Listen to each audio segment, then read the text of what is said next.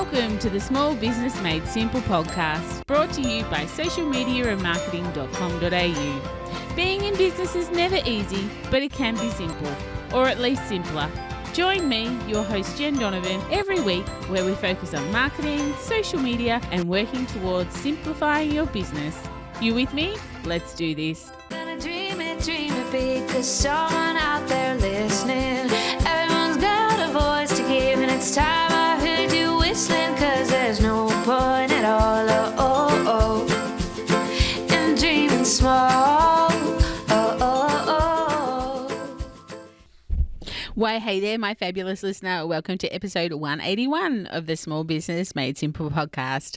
Thank you, as always, for lending me your ears today. I know that you have lots of choices out there, but I really do appreciate you making me one of them.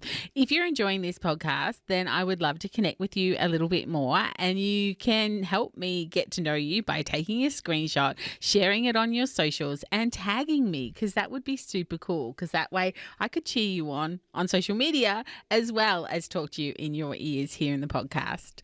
A couple of things before we get started with today's episode. The first thing is you can find the show notes for this episode at socialmediaandmarketing.com.au/181.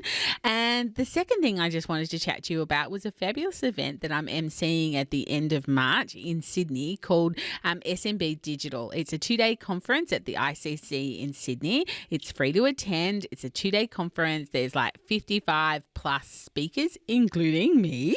And there's also exhibits featuring all the best tech, digital tech solutions for SMBs, for people just like you, for small businesses. If you're keen to attend, like I said, the tickets are free. And plus then you could tap me on the shoulder and we could meet in person. How freaking cool would that be? I know. Clap, clap, clap. It would be so cool. But you can get your free ticket by going to smb-digital.com.au or just go to Google, type in SMB Digital Conference Sydney, and I'm sure the tickets will come up. If you can't do either of those things, head to my show notes and you will see the link in my show notes. It's going to be an amazing event for small business owners, and I would love to see you there. So today's episode is a little tongue-in-cheek. It's titled 5 Ways to Fail in Business. So slightly tongue-in-cheek. You see, I was having this conversation with one of my online besties, one of my dear business besties, and we had this joke about the top 3 ways to fail in business. It was a silly little conversation that we were having from a chat, from a comment that I actually made to her. You see, I was tidying up my desk not long before we were chatting on Zoom and tidying up my cupboards, and I found my to-do list for 2021. Now, I divide my to-do list into urgent, semi-urgent, must-do, nice to do, and if I ever have time to do sections. Yes, that's actually a category, if I ever have time to do it. And I was telling Sarah that in my semi-urgent list was what I would qualify a money-making activity that clearly I never got around to doing. Hence the joke, yep, let's put up some posts on social media and let's book things in rather than actually doing money-making activities. So the joke was on me. Best way to fail in business? Don't do your money-making activities. So that set us into a conversation of all the things that we do as small business owners collectively that, if we aren't careful, could actually set us up to fail in business. So as a lesson to myself, and maybe to you too, I'm going to list a few things that we chatted about just in case you need a nudge for not doing them either. So we're going to talk about the best ways to fail in business and hopefully nudge you into not doing them and therefore not failing in business. So the first thing, as I mentioned before, was not doing your money-making activities first.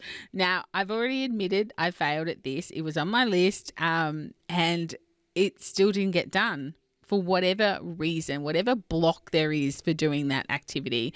So please don't do this. Please, take a look at your to-do list that you've got now and mark out which ones are money-making activities and do them first. I will if you will.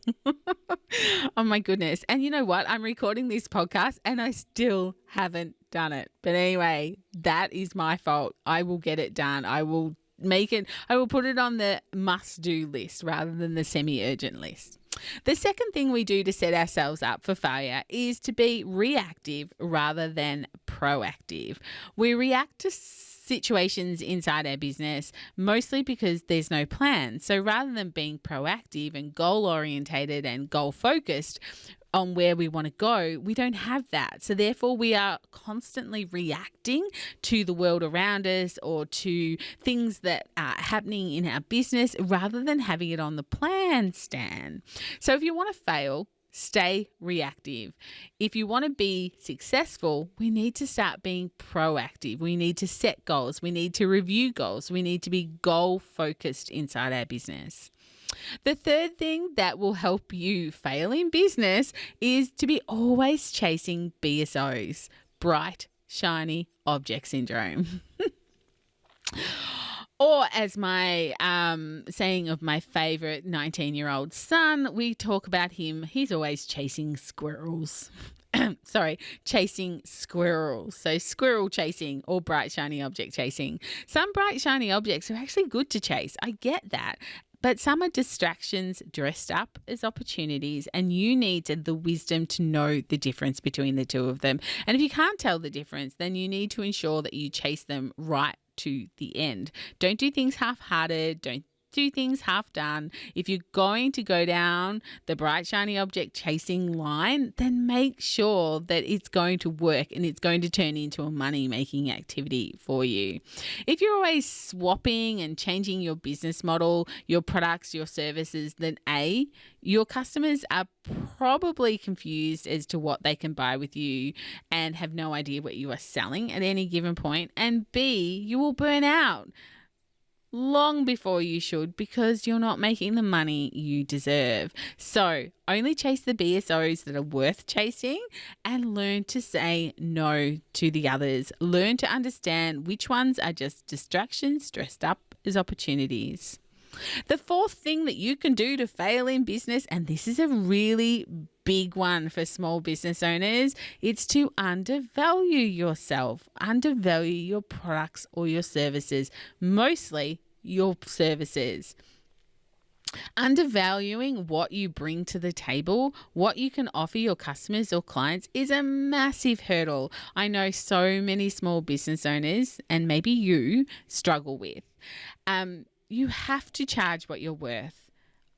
You have to charge what you're worth. You are not for everyone, and therefore your price point is not for everyone. So stop thinking you have to have a price that's for everyone. You don't, because even your offerings aren't for everyone. You will attract the right customers if you charge what you are worth. If you charge too little, you will simply just fill your business and your diary with customers that, quite frankly, you would rather give to your opposition because they have brought in to you because you are too cheap.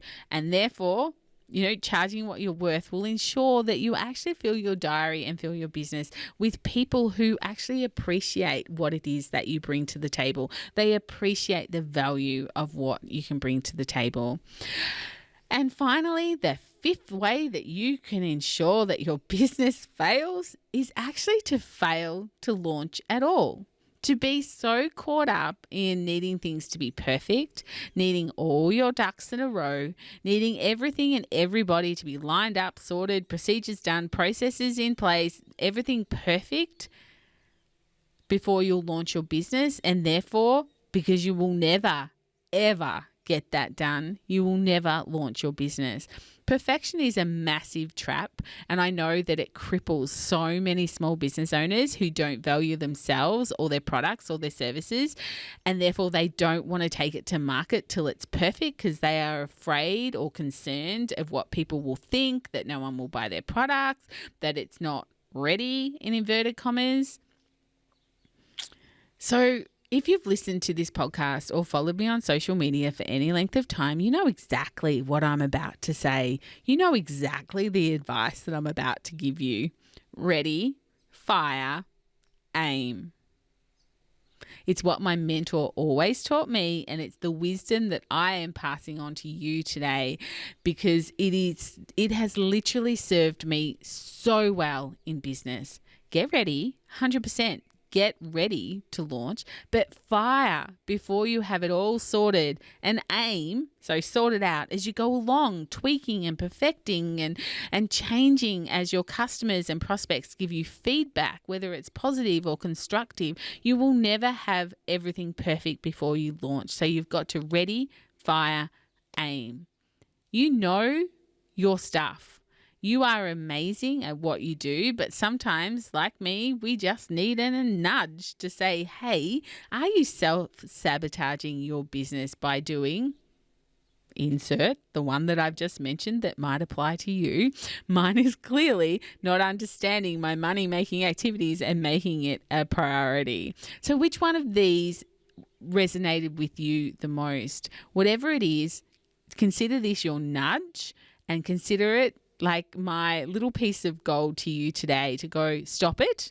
You are setting yourself up for failure. You need to make sure that you stop doing whichever one it is that you are doing. If you're doing more than one, then stop doing all of them then. Really, I just want you to succeed in business. And so this tongue-in-cheek way of me telling you these are the best ways to fail in business is me telling you that doing the complete opposite is the best way to succeed in business. But that's it for another episode of the Small Business Made Simple podcast. See, I can make a podcast out of just about anything. This was just a tongue-in-cheek conversation that Sez and I were having, and it turned into a podcast because I thought it was just so valuable to share with everybody else, including you. So if you want to continue the chat and tell me maybe which one resonated with you the most, then jump into the Like-Minded Business Owners Facebook group and join that if you haven't already joined. And of course, talking about my Like-Minded Business Owners Facebook group, I have some amazing guests coming to do lives with me inside their live during the year. I am absolutely stoked by the caliber and the interest that I've had by offering this little offer for experts in their field to come and talk to you through this group. I have people, finance experts and PR experts and other marketing experts beside myself and law experts. All sorts of different people coming to do Q&As and to talk to you about their expertise. Another great reason to join my community. So just to finally finish up, again, remember the show notes will be at socialmediamarketing.com.au/181. Remember to go and grab your free ticket if you can make it to Sydney on the 30th and 31st of March and come and tap me on the shoulder and say hi. Otherwise, I will be back next week for another podcast episode 182. In the meantime, if we aren't hanging out on social, let's get social on social. You can find me on Instagram, Facebook, and of course, LinkedIn. But whatever you do, remember my small business peeps. As my opening song says, there is no point in dreaming small. No time like the present. Tell it like you feel it, say it proud, be true, and let us see you for the star that you are. No point in dreaming small. I would like to acknowledge the traditional custodians of the land, the Yorta Yorta people, on which I record this podcast and conduct my business today, and pay my respects to their elders, past and present. I extend this respect to the Aboriginal and Torres Strait Islander people here with us today as well.